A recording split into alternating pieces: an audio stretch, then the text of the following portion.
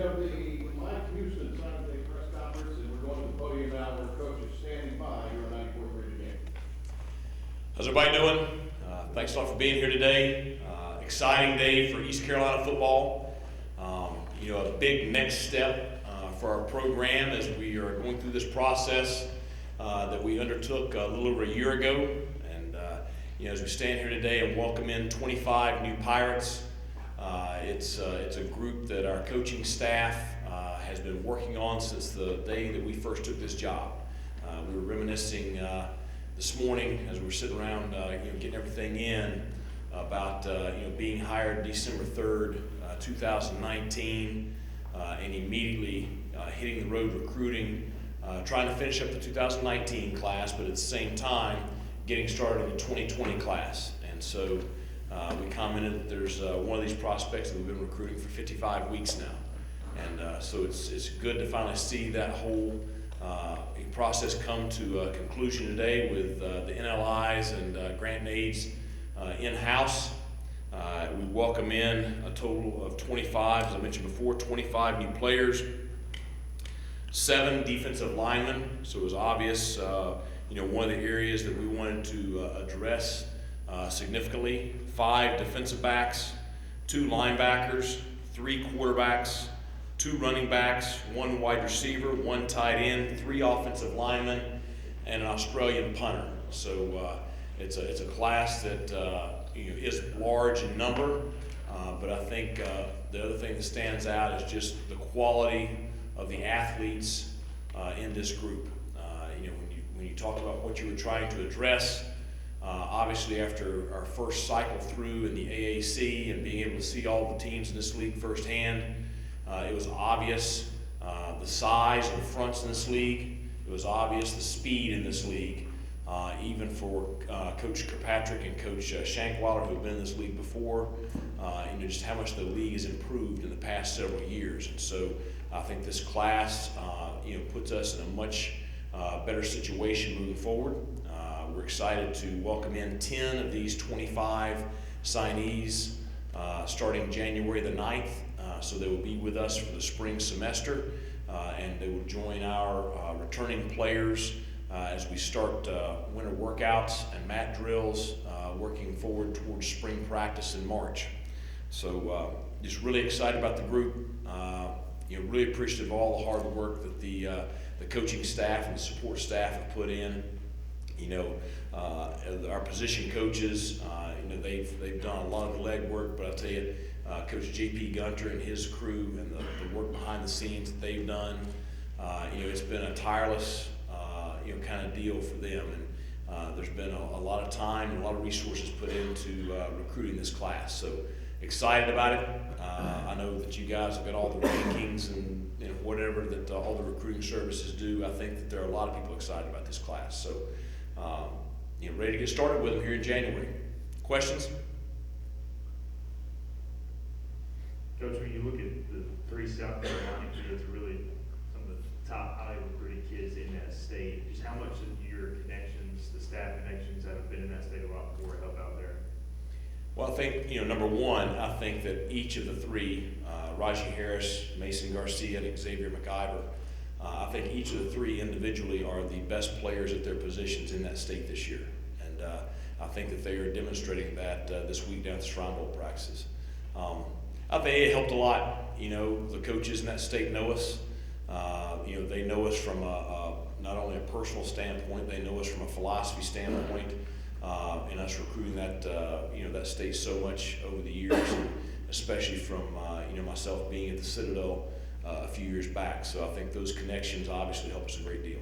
Coach, you got to feel great about the way things have worked out for you at quarterback. The guys you brought in and bring in various aspects of talent, and talk about them a little bit. Well, I think when you put together your recruiting board as you come out of the summer, and we're always sitting there when you rank them, and we ranked 3 quarterbacks above the line, which means we felt like they were good enough to be here and compete and win in the American Athletic Conference. And fortunately, we signed all 3 of them. Mason Garcia is the one that I mentioned that he was probably the first player that I offered for this class. just a little bit over a year ago when we first got here, and so we've been recruiting him for 55 weeks. I think he is as good of a high school prospect at the quarterback position as I have personally recruited. I think that Coach Kirkpatrick, he would say that he probably is coming out potential wise, maybe the best quarterback that East Carolina signed. I think given the history, the track record of that position here at this school, that's pretty impressive. Tajee Hudson is a outstanding athlete. He is going to be a really big kid. He has a great frame, extremely athletic, dual threat quarterback out of Cedartown, Georgia. Tajee's going to come in here as a quarterback. We'll see where he plays. He may play quarterback, he may play receiver, he may play in the secondary. Heck, if he grows a little bit, he may play on the D-line. I don't know. But he's a big athletic kid, extremely strong character, a great leader. Really excited to have him in here. And then Ryan Stubblefield, that's a guy that he and his parents drove all the way from Richmond, Texas to Greenville, North Carolina last summer for one of our prospect camps. And when he showed up, he really impressed everyone. He's a good athlete, throws the ball very, very well, plays in a similar offense, was one of the finalists for the Player of the Year in the city of Houston this year, which you're talking about 175 high schools there. So one of the best players in that area coming out this year. And the one thing he does not lack for confidence, he believes in himself, which that's important at that position. I think he would be a great leader also. We're excited to have all three of them in our program. That was an illegal question because the microphone was on your hands. Coach, can you take us through the behind the scenes with recruiting and some of the meetings you go through with deciding how to do videos, how to do social media and all that? Because you guys did a great job with it all day long, but that takes a lot of planning. Yeah, that's what I was talking about. Coach Gunner and his staff and all the work behind the scenes. Jarrett Osmond, who joined our staff this fall, as I don't know what his title is, creative media or something like that. Anyway, he does all the video and pictures and graphics and stuff like that. He and that group, they're very creative. They did a great job putting together the packages for today. I think that they're always looking for new ideas to represent the student athletes, and so that's been a work in progress for several weeks just with those video packages. But there's so much of that stuff that goes into recruiting.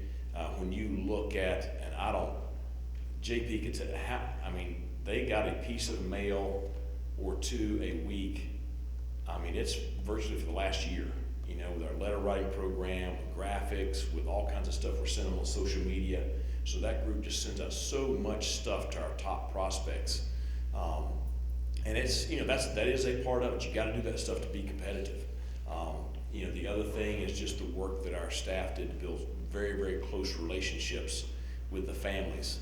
These guys that we signed today, outside of maybe one that, kind of is a late addition guy, the rest of them we know extremely well on a personal level and know their families very, very well.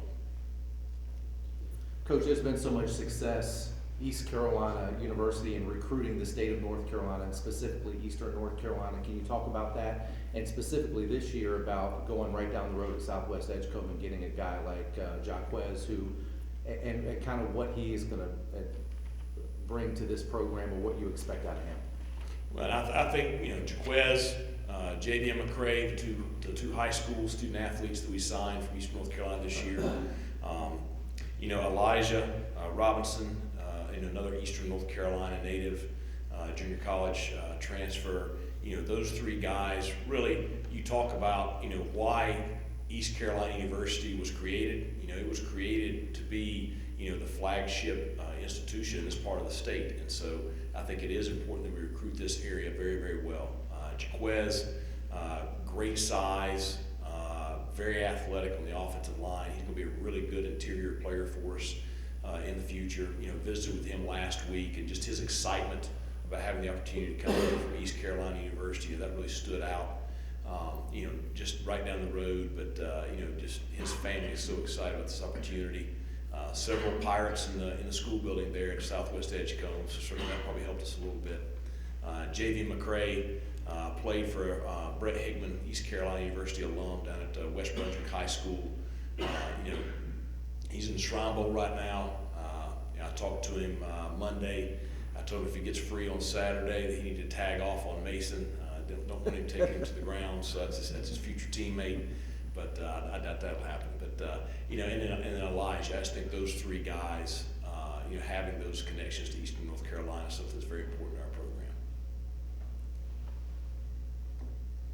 Coach, you mentioned 7 defensive linemen in this signing class, and obviously you had some significant personnel losses there.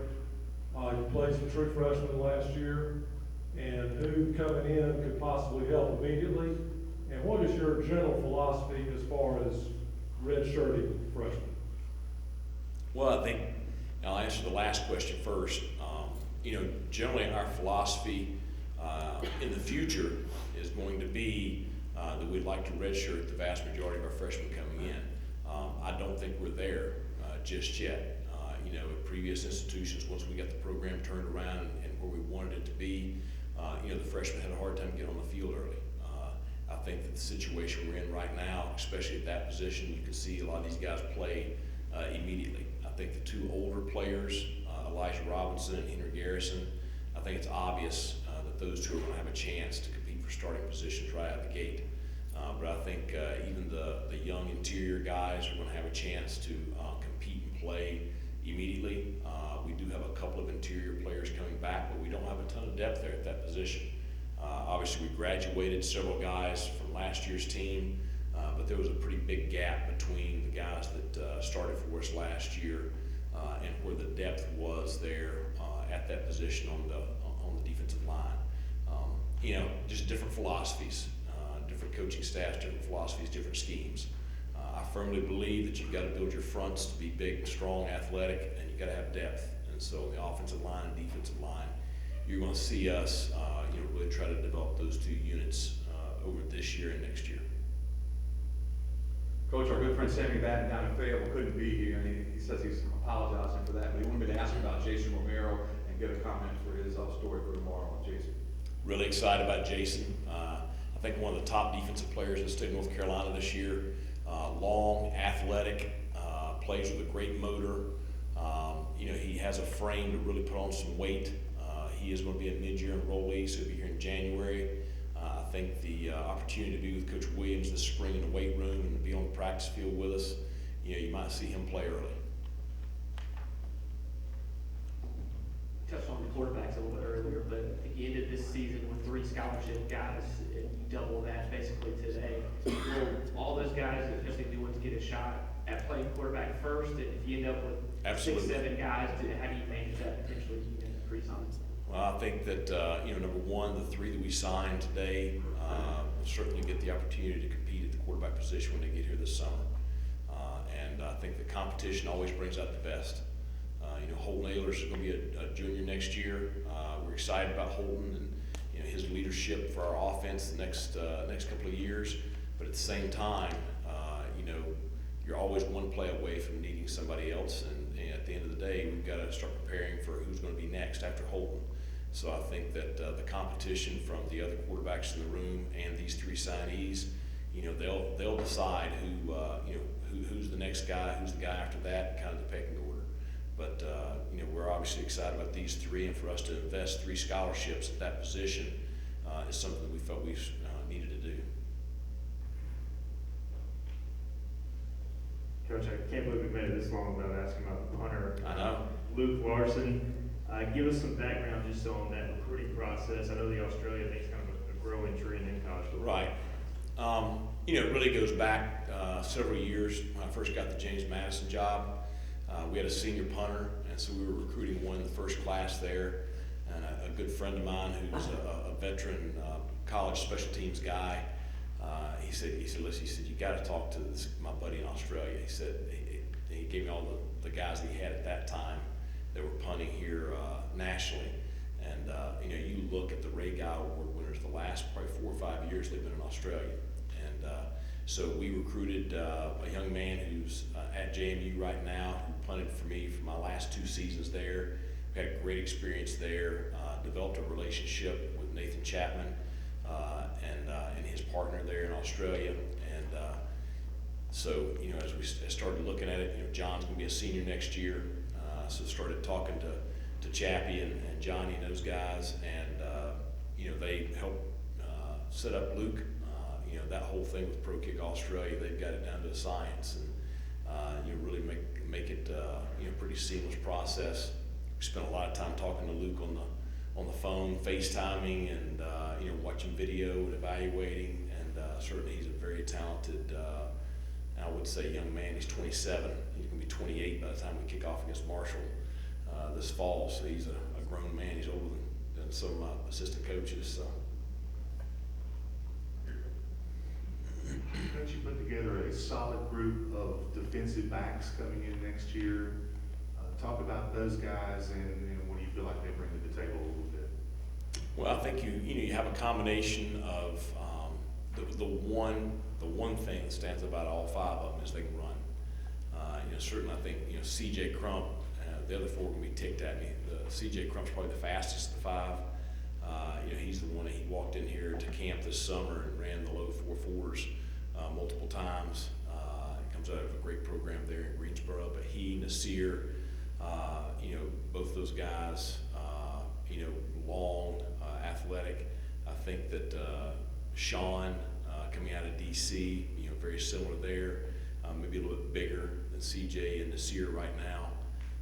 And then, you know, David Laney comes out of one of the top programs in the state of Virginia, Highland Springs High School. Has you know, played a lot of football and played at a very high level, winning 3 state championships there at the highest level in the state of Virginia.